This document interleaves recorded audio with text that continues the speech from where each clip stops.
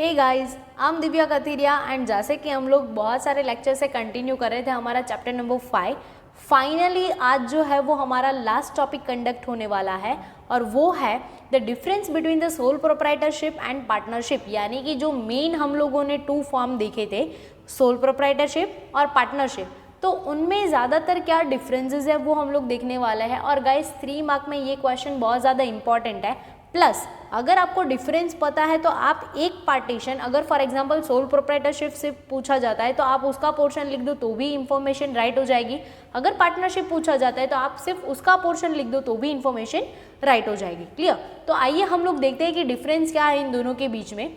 तो first one है meaning.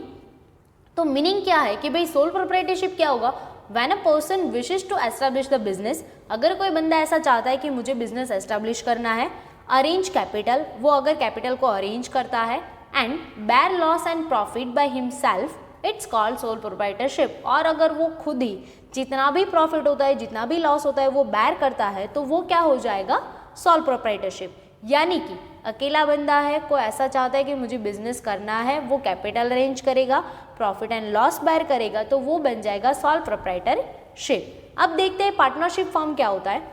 Partnership is a relation between a 2 और मोर पर्सन। यानी कि पार्टनरशिप 2 और 2 से ज़्यादा लोगों के बीच में रिलेशन है। वो have agree to run a business by all or by one.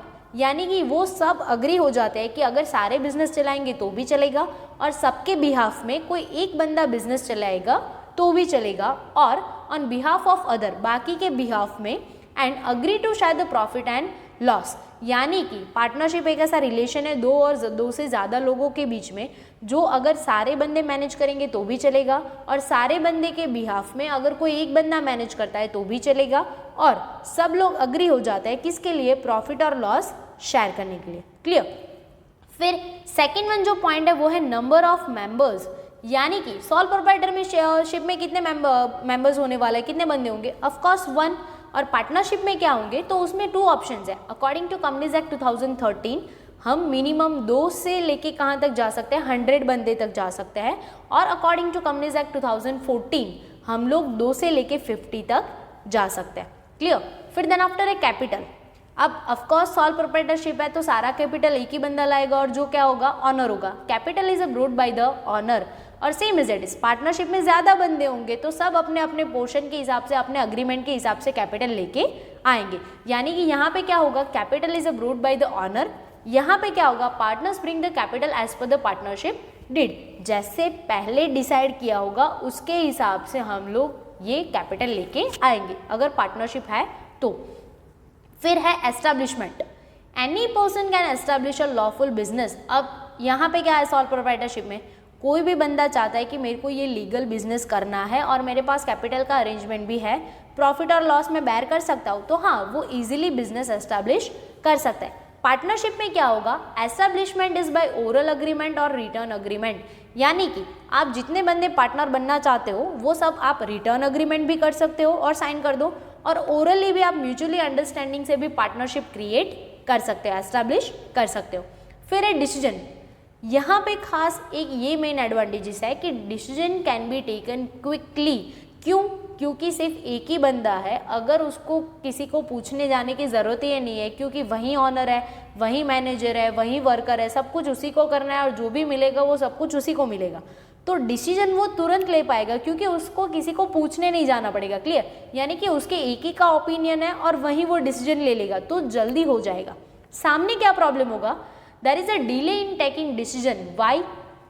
क्योंकि हमारे साथ जितने भी पार्टनर्स होंगे उन सबको डिसीजन प्रोसेस में पार्टीशन लेने का हक है, राइट है। तो सारे पार्टनर्स जब तक अग्री नहीं होते तब तक हम लोग कोई भी डिसीजन पास नहीं कर सकते, तो उसकी वजह से बहुत सारे टाइम ये डिफरेंस ओपिनियन की वजह से डिले भी हो जाता है। फिर देन आफ्टर है प्रॉफिट एंड लॉस। अब सोल प्रोप्राइटरशिप है, बेचारा अकेला बंदा है तो जो भी होगा उसी का होगा, प्रॉफिट होगा तो भी उसका, लॉस होगा तो भी उसका। पार्टनरशिप में क्या होगा कि भाई profit and loss is distributed among partner as per deed. यानी कि जैसा अग्रीमेंट में हम लोगों ने डिसाइड किया है उसके हिसाब से उसको प्रॉफिट और लॉस बेयर करना पड़ेगा। फिर देन आफ्टर है रजिस्ट्रेशन। अगर सोल प्रोप्राइटरशिप आप शुरू करना चाहते हो तो कोई प्रोविजन नहीं है, आप कैसे भी कर सकते हो, लीगल होना चाहिए लेकिन। हाँ, फिर सामने क्या है, हमारे पास पार्टनरशिप एक्ट 1932 अवेलेबल है, तो जिसको हमें फॉलो करना पड़ेगा, फिर भले ही चाहे आप अग्रीमेंट ओरल करो या फिर रिटर्न करो। फिर है मेंटेनेंस ऑफ सेक्रेसी, ऑफकोर्स जहाँ पे वन बंदा होगा, एक ही बंदा होगा, जब तक वो किसी को कुछ बताएगा ही नहीं तो उसकी सारी बातें कैसी होगी, सीक्रेट होगी, यानी कि सीक्रेसी मेंटेन इजीली हो सकती है और कर सकते हैं। जबकि यहाँ पे क्या होगा, maintenance of secrecy is less, क्योंकि हमारे पास 2 और 2 से ज़्यादा पार्टनर अवेलेबल होंगे, ज़रूरत नहीं है कि सारे बंदे किसी को कुछ बोलेंगे ही नहीं, तो यहाँ पे सीक्रेट लीक होने के चांसेस ज़्यादा है in compare to sole proprietorship. Clear. फिर है ट्रांसफर ऑफ शेयर। अब यहाँ पे सोल प्रोप्राइटरशिप में क्या होगा कि ऑनर कभी भी अपना हिस्सा यानी कि अपना जो बिजनेस है वो किसी को भी शेयर कर सकता है, यानी कि किसी को भी ट्रांसफ़र कर सकता है, या फिर अपने हिसाब से वो किसी को भी बेच भी सकता है। क्लियर। यहाँ पे क्या होगा, partner can not transfer is a share without the consent of other partners, यानी कि जब तक बाकी के पार्टनर का कंसेंट नहीं मिल जाता तब तक वो अपना हिस्सा, उसके खुद का हिस्सा को भी वो वहाँ पे ट्रांसफ़र यानी कि किसी और को बेच नहीं सकता। और last one is that risk. Sole proprietorship में जितने भी रिस्क होंगे वो सब किसको बेयर करने पड़ेंगे, जो अकेला ऑनर है, अकेला बंदा है उसको। जबकि सामने क्या होगा, distributed among the partners. Of course ज़्यादा पार्टनर है तो कुछ तो फायदा होने वाला है ना, प्रॉफिट और लॉस सब कुछ डिस्ट्रीब्यूट होता है, तो रिस्क भी क्या होंगे, जितने पार्टनर्स हमारे साथ होंगे उन सब के बीच में डिस्ट्रीब्यूटेड होंगे। क्लियर। तो यहाँ पे बर्डन क्या हो जाता है, लेस हो जाता है in compare to sole proprietorship. Clear. एक बार रिवाइज कर लेते हैं सारे पॉइंट्स को। तो फर्स्ट वन था मीनिंग, एक अकेला बंदा अगर वो चाहता है कैपिटल अरेंज कर सकता है और प्रॉफिट और लॉस बेयर करता है तो वो सोल प्रोप्राइटरशिप।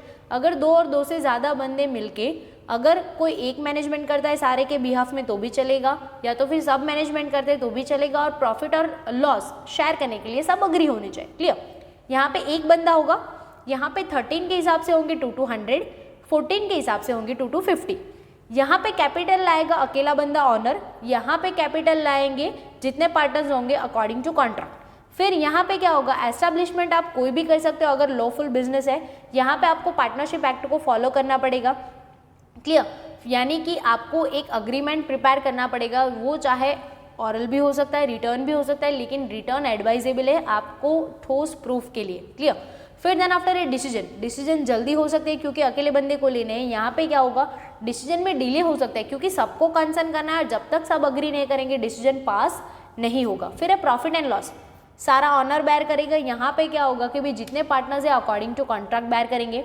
रजिस्ट्रेशन के लिए कोई प्रोविजन की रिक्वायरमेंट नहीं है, यहाँ पे रजिस्ट्रेशन के लिए पार्टनरशिप एक्ट अवेलेबल है, अगर आप चाहते हो तो रजिस्ट्रेशन भी पार्टनरशिप एक्ट में कंपलसरी नहीं है। सीक्रेट मेंटेन हो सकते हैं, यहाँ पे नहीं हो सकते। यहाँ पे ऑनर अपना जो शेयर है यानी कि अपना हिस्सा इजीली ट्रांसफर कर सकते हैं, किसी को बेच सकता है। यहाँ पे बाकी के पार्टनर की कंसर्न जब तक नहीं मिलती तब तक नहीं हो सकता। यहाँ पे रिस्क ऑनर को बेयर करना पड़ेगा, पार्टनरशिप में रिस्क सारे पार्टनर्स के बीच में डिस्ट्रीब्यूटेड होगा। Clear guys. तो फाइनली हमारा जो चैप्टर नंबर 5 है फॉर्म्स ऑफ बिजनेस ऑर्गेनाइजेशन 1 वो यहाँ पे ख़त्म होता है।